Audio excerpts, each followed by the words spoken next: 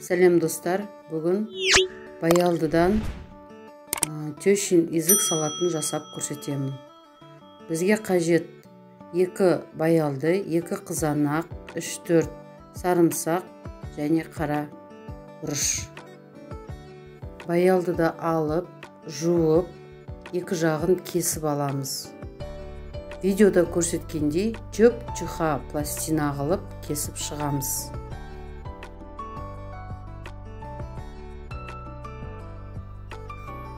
Турап алған баялдыларды тұзбен тұздап шығамыз.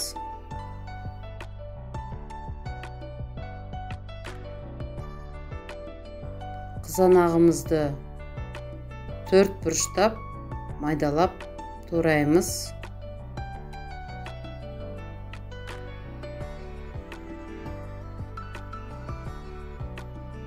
Ішіне 2-3 түк сарымсағымызды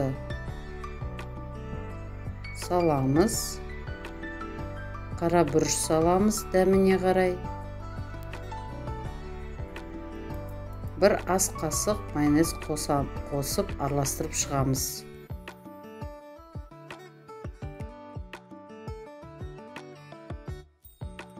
Тұздалған баялдыларымызды салфеткамен жақсылап сүртіп шығамыз.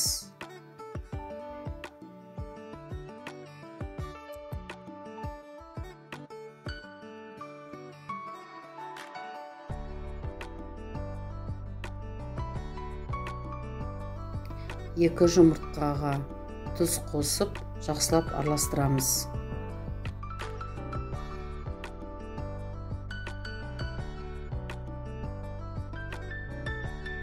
Баялдымызды алып, онға 2 жағына жақсылап батырып, жұмыртқамызға саламыз. Қызып тұрған майға баялдыны салып, 2 жағын қызарғанша қуырамыз.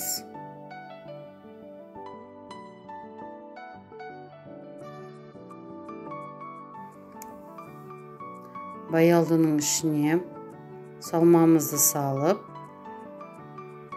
рулет қылып ораймыз.